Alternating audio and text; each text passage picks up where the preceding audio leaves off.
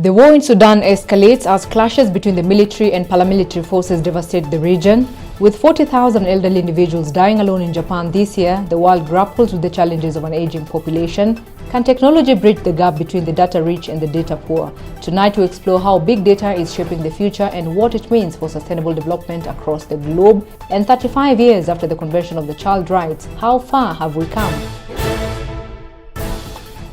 Good evening from K Central Newsroom, coming to you live from our studios in Nairobi. My name is Asli Galgalo. In the next 25 minutes, we'll uncover stories that matter the most. So stay with us as we dive deep into the headlines and beyond. This is The Dive.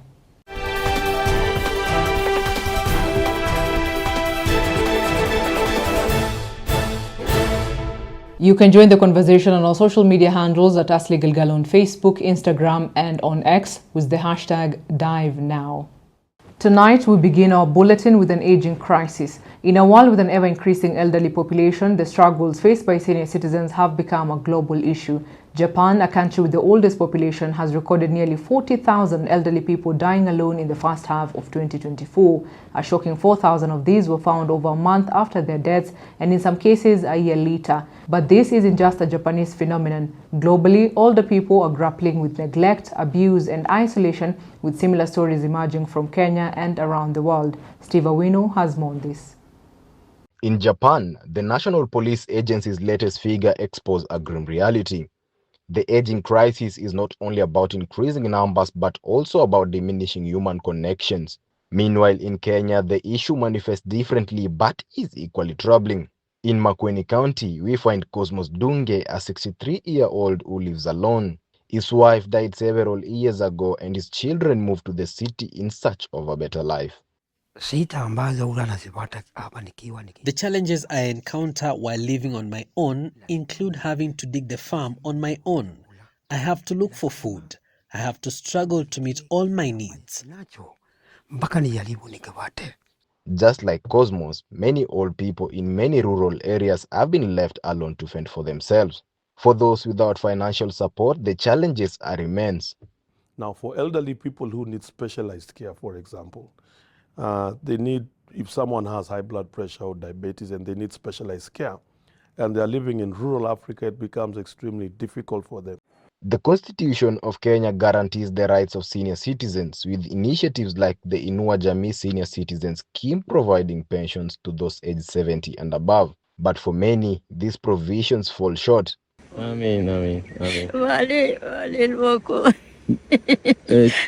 In Ethiopia, a group of young volunteers is bringing light to the lives of elderly citizens left behind in rural villages. Their organization, Atisnama, translating to You Are Human, is revolutionizing how communities care for their elders. At a time where a lack of community and social support structures has pushed senior citizens into isolation, the work of these young volunteers can inspire other neighboring communities to take action, showing that grassroots initiative can bring meaningful change to society. Steve Awino reporting for The Dive. And now our correspondent Steve Awino joins us live. Steve, your report highlights the struggles of elderly people in Japan and in Kenya. The story you covered of Cosmos Ndunge reflects a broader societal issue that faces a lot of people that move back to rural areas. What are the challenges that they face back home? In the villages where the main source of occupation or livelihood is farming or really jobs that require that much energy, and you have an elderly person that cannot do those jobs because of the toll it takes on their bodies at that certain age, then it becomes really difficult for them to have food, really put food on the table, have something to wear on their bodies, just simply even taking care of themselves. You know, they don't have running water in taps. They have to go carry from jerrycans from rivers some kilometers away. As an elderly person, if you don't have a young one spending for you, then those are really the challenges you go through. And sometimes you might even go to food without bed because you did not manage throughout the day. Yeah, that's unfortunate. So Ethiopia's Atisnam initiative showcases community-driven solutions. What makes their approach a potential model for other nations to emulate?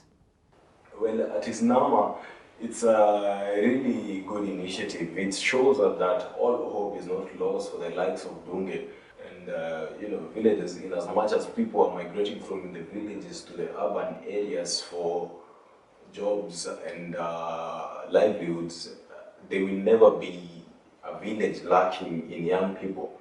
And so these young people, we are banking on their humanity to just take it upon themselves to go out there and help these elderly people who perhaps might or might not have someone taking care of them.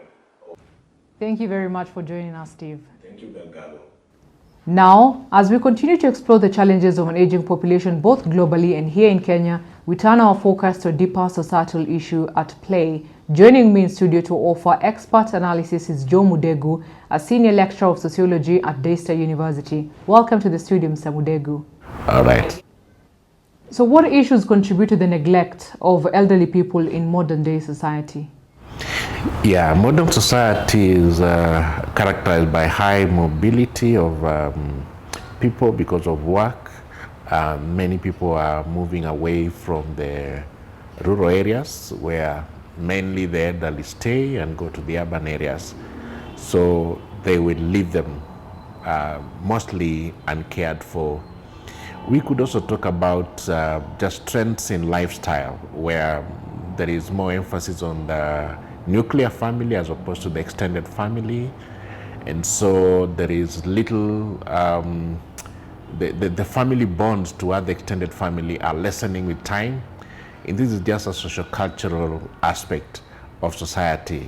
Perhaps we could talk about factors of globalization, where we are influenced by lifestyle trends from other societies, particularly Western culture, and the Western influence on how they take care of the elderly comes into play. And so that leads to the neglect of elderly in Africa. And traditionally, African societies emphasized communal living, and elders they were provided for care. The families provided care for the elderly people. So how has urbanization and economic pressures disrupted these traditional support systems? Urbanization has played quite a big part, and we do know that some families are opting to take their elderly to care homes. That is catching up slowly because most people believe that they need to take care of their people. They don't need a stranger to take care of them. But we are in that dilemma. As much as we want to take care of our elderly, we do not have the time, we do not have the capacity to take care of them. And so that's why you find that we have that stigma, even in the rural areas. If I have to take my father, my grandfather to an aged home, then what will the neighbors say and what will people think about me? So I am at one point trying to protect my reputation, my image, but at the same time I have pressures which I have to go to the urban areas to make alive. So in Kenya we have policies like Inua Jamii that are meant to support senior citizens. So what gaps remain in these initiatives and how can they be addressed? The Inua Jamii program, the gaps that have come in is how these elderly are selected, because we understand not every elderly person within the age bracket considered is eligible for these funds. There are criteria which they use to assess the qualification or the eligibility of this elderly. But that criteria also remains shrouded in mystery, because what qualifies one to receive, yet the other one is not able to receive.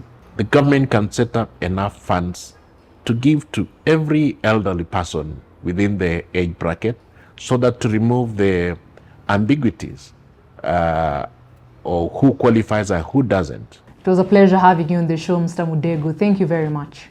Thank you. I appreciate it. You are watching The Dive on K Central. My name is Asli Galgalo. Remember, you can join the conversation on our social media handles at Asli Galgalo on Facebook, Instagram, and on X with the hashtag DiveNow.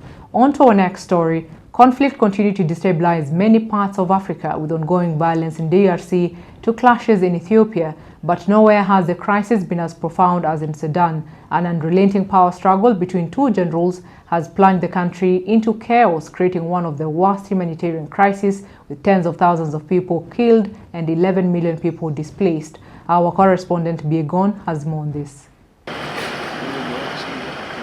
Once bustling towns in Sudan now resemble ghost ruins. Entire neighborhoods have been reduced to rubble, their silence broken only by the occasional roar of gunfire.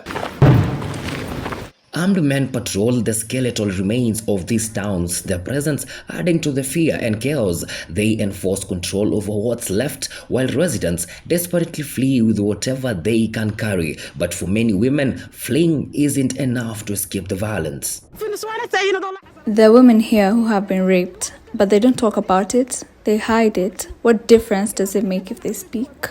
Reports from humanitarian organizations describe an alarming rise in cases of sexual violence against women and girls. Survivors recount harrowing experiences of being attacked in their homes. I told the girls to stay behind me and said to the RSF, if you want to rape anyone, it has to be me. They hit me.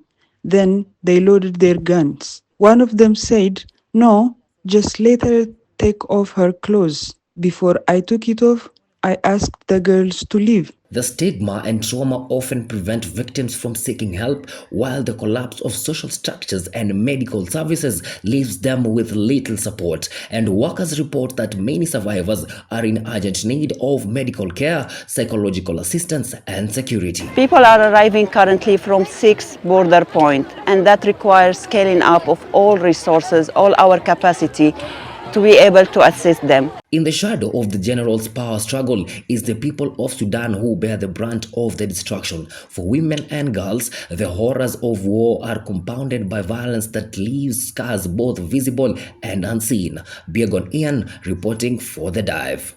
As students worldwide celebrate the end of another school year, millions in Africa face a different reality. Insecurity and war continue to deny children their right to education. From bandit attacks in Kenya to conflict in Ethiopia, school closures have become a symbol of conflict. Tonight, Ron Otieno looks at the impact of conflict on education in this special report. In Kenya's Baringo County, classrooms remain empty. The joy of learning has been replaced by fear, as frequent bandit attacks forced the closure of 19 schools. According to Citizen Digital, this closure affects hundreds of students. The situation in Baringo highlights a border crisis. Across Africa, education systems are under siege. As you can see, the school was burned by the enemies. This has made learning and teaching process difficult. The students are hungry and the school is destroyed. As the head of the school, this disturbs me. The United Nations report that in West and Central Africa, conflicts have disrupted the education of 2.8 million children, with over 14,000 schools closed by mid-2024. In Ethiopia's Tigray region, where conflict between Ethiopian troops and Tigrayan fighters ended 2 years ago, the scars of war are evident.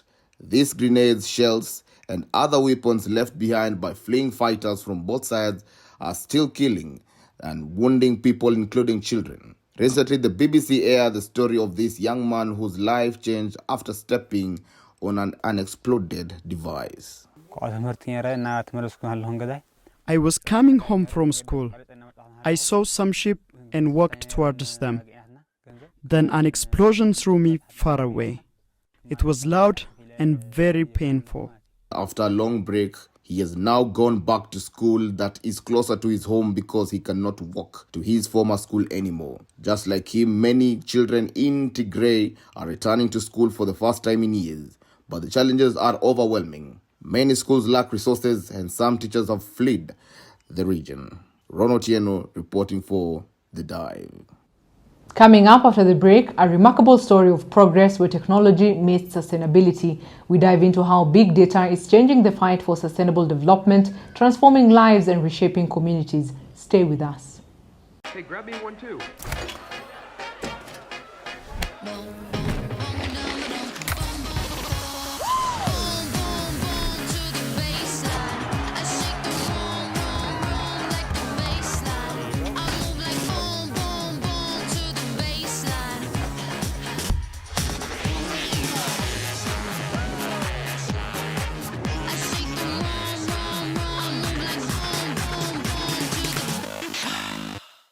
Welcome back. This is the Dive on K Central. You're with me, Asli Galgalo. Big data is not just a buzzword. It's a powerful tool that is reshaping the world. In countries like China, it's driving remarkable progress, helping achieve more than half of the United Nations Sustainable Development Goals ahead of schedule.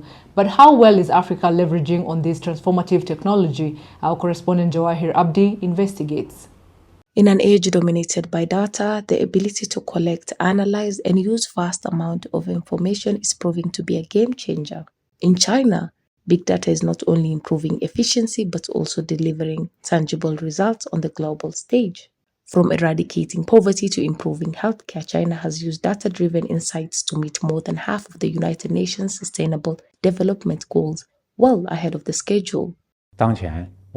This year, we have launched the construction of the New Materials Big Data Center and pilot plant test platforms, expediting new materials research. While nations like China are making great strides, the story in Africa is different. Despite its immense potential, big data remains underutilized across the continent. In many countries, limited awareness and infrastructure are major hurdles. So just how informed are people in Africa? When it comes to Africa and technology, we understand what you're doing. We know what you're doing. Resources and will. And that information is what we don't have. We don't have information to help people. Actually, you see right now, we have very good developers fighting to work for Google, fighting to work for all those big companies that are in Kenya. Of course, they compensate well, but we're taking those resources away from ourselves. In countries like Kenya and Nigeria, efforts are underway to harness the power of big data for sustainable development, from improving agricultural productivity to tracking disease outbreaks. Initiatives are showing promise, but experts warn that the key lies in bridging the gap between data collection and actionable insights. Jawahir Abdi for The Dive. And now, we highlight a technology that is helping smallholder farmers optimize resource use, improve crop yield, and reduce post-harvest losses. Our focus is on Kenya's Twiga Foods, a trailblazer in leveraging big data to transform food distribution. Joe Aura has more on this. Africa's agricultural sector is the backbone of its economy, employing millions and feeding the continent. Yet, persistent challenges like unpredictable weather, soil degradation, and market inefficiencies have long hindered its potential. Now, big data is stepping in as a transformative solution, offering tools to not only boost productivity but also ensure sustainability in the face of climate change. Leading this agricultural transformation is Kenya-based Twiga Foods. Mama Mboga is now able to go onto her smartphone or her USSD app and make an order and know that tomorrow, the next day, that produce will be delivered to her in the quality that she can expect. Twiga connects smallholder farmers directly to urban buyers using cutting-edge data analytics. For farmers like Alice Wangeshi, a vegetable grower from Kirinyaga County, Twiga's innovations have been life-changing. The brokers used to run away with our money and their price was very, very low. But now we are happy with the Twiga company. They have given us a lot of encouragement to do banana farming. And again, we are happy that they have started buying other fruits like mangoes. Twiga uses advanced analytics to match supply with demand, monitor distribution routes, and even predict market trends. This reduces food wastage, a major issue in Africa's supply chains, and enhances efficiency. The data also provides valuable feedback to farmers, helping them adjust production to meet market needs. This is a shining example of how big data can address systematic inefficiencies and drive inclusive growth. Across Africa, similar innovations have the potential to revolutionize agriculture, uplifting millions of farmers while strengthening food security on the continent. While big data has the potential to drive progress and transform lives, it's not without its challenges. Inequality and bias are emerging as significant risks, with growing divide between data haves and data haves not. Joining me in studio is Dr. Gregory Wafula, a disaster management expert and lecturer in development studies at Daystar University. Thank you so much for your time, Dr. Gregory. I'm happy to have been invited, and thank you for having me today. What do you think are the major factors contributing to this divide between those who have data and those who do not have access to data? Well, there are many issues that arises when you talk about the divide. You're looking at one, the infrastructure. We're looking at the costing, or rather the financing. We're looking at the human resource factor. So these are the major divides, and probably also the ability of the countries to consume the big data and policies that go into big data administration. In what ways does this lack of data access hinder decision-making and progress in areas such as agriculture, education, and health? I would quickly look at the aspect of climate change, which really affects agriculture in a big way. And in the absence of big data, then the agriculture is denied the opportunity of accessing climate change kind of facilities, climate change kind of credits, and therefore making it so difficult for them to take remedial measures, or what we call mitigation measures, to be able to address the effects of climate change. You look at the health sector, without which, of course, we are grappling with issues like emerging diseases, such as Ebola, such as what we just went through, coronavirus, and without enough data, you then find it very difficult to be able to monitor the efficacy of the vaccines, the efficacy of other interventions that are being utilized to monitor and also to mitigate these diseases. Are there any specific ethical concerns or risks associated with big data when it comes to least developed countries or LDCs? For instance, is there a risk of data exploitation by developed countries? Exactly.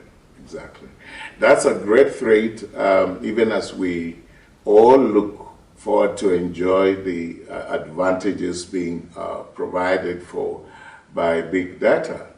The fear of the big brother watching over our shoulders, whatever we're doing, the fear of people misusing that, especially in the spheres of cyber security and all that. Everyone is scared. The less developed countries don't have the machineries to put the right kind of policies that would then secure the use of big data. People have suffered as a result of big data because of overexposing their citizenry.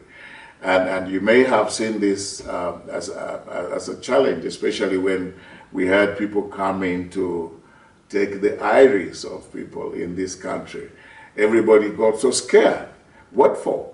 They would really want to know. And we live in a very fragile kind of society where a leak of any data may become very, very disastrous. Thank you once again, Dr. Gregory. It was a pleasure having you on The Dive. Thank you for offering me this opportunity. Thank you for having me too. And finally, we look into issues of children. Children are often the silent victims of war, bearing the brunt of violence and destructions. From Gaza to Sudan and in Congo, their lives are marked with malnutrition, lost education, and shattered dreams. Our correspondent Jawahir Abdi highlights the harrowing realities faced by children in conflict zones. In war-torn regions like Gaza, Sudan, and Congo, the lives of children are a daily struggle for survival. In DRC, war has displaced millions and robbed children of their innocence, most of them having lost their parents and their homes. Now a game of chess has become a powerful weapon against trauma and despair for these children. When I play chess and win, I feel very happy. I like to feel strong. This game clears my mind and makes us forget everything we have been through. The statistics are staggering. In 2023 alone, the United Nations verified nearly 33,000 grave violations against children in 26 conflict zones. The psychological toll is immeasurable. Many children suffer trauma that may last a lifetime. Akili Bashige started this initiative to bring happiness to the lives of these children. We decided to start teaching them this mental game that requires more attention. So when they think and when they play, it's like they rush to calculate and forget about their trauma. These children are not just victims, they are also symbols of resilience and hope. Jawahir Abdi, reporting for The Dive. In Sudan, the ongoing conflict has devastated the lives and livelihoods, with children bearing the brunt of a growing hunger crisis. Aid agencies report that over 1.5 million children are acutely malnourished, many teetering on the brink of starvation. Our reporter Ethan Kariuki has more on this. In makeshift clinics and hospitals, frail and emaciated children cling to life. Parents, desperate and grieving, line up for help that is stretched far too thin. Medical workers labor tirelessly, but the supplies are insufficient to meet the overwhelming needs. So patients are now lacking of food. They're just lacking food. They came from areas that the food are either very expensive or very scarce. The conflict has devastated agriculture and trade routes, cutting off communities from the lifeline of food supplies. Many families are surviving on the bare minimum, relying on humanitarian aid that struggles to reach them amidst the fighting. I come here in hope of finding food for my children. Then I'll go and find whatever work I can get to earn some money to buy bread for them. Aid agencies warn that without immediate intervention, the crisis will only deepen. Yet amidst the despair, there is resilience. Families cling to hope, and humanitarian workers risk their lives to deliver aid. These acts of courage are a testament to the strength of the human spirit, even in the darkest times. A heartbreaking glimpse into the hunger crisis gripping Sudan's children is a stark reminder of the urgent need for peace and sustained humanitarian efforts to ensure these young lives are not lost to conflict and neglect. Ethan Kariuki, reporting for The Dive. This year marks 35 years since the Convention on the Rights of the Child was established. It was a remarkable commitment to ensure children grow, learn, and thrive with dignity. But while progress has been made, millions of children continue to face unimaginable hardship. Tonight, we analyze what the world has achieved, the gaps that remain, and what can be done to fill it. Joining me in studio now is Rachel Muikali, a child rights activist. Thank you very much for joining us, Rachel.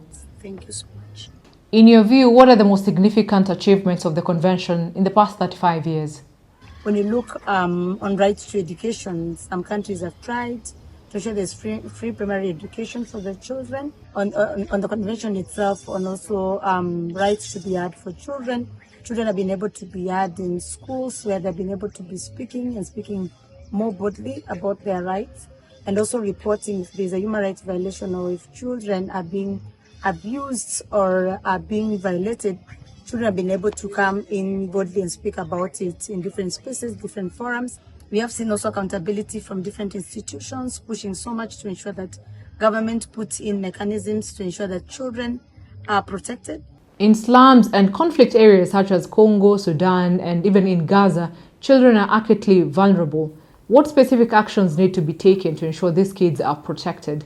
And also, how can governments and parties in those countries be held accountable? Even political leaders, when even they campaign and they want votes, it's rare cases you'll find a political leader saying they want to support children or their manifesto reflects on the rights of children, which is a very worrying trend. So for me also is to urge many child rights activists or activists like myself to ensure that when we're also pushing for accountability, even when political power, people are looking for political power, they focus and put in the right of children as a priority within their manifesto from the county level, that's from MCA, to the national level, also from the presidency level, because it's a big gap that needs to be done.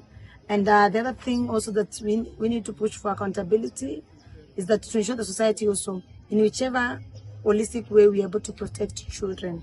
That's all for today's episode. Thank you very much for staying with us. This has been The Dive on K Central with me, Asli Galgalo. Join us next week for episode 2, where we'll explore issues on youth activism, food security, and surge of military coups across Africa.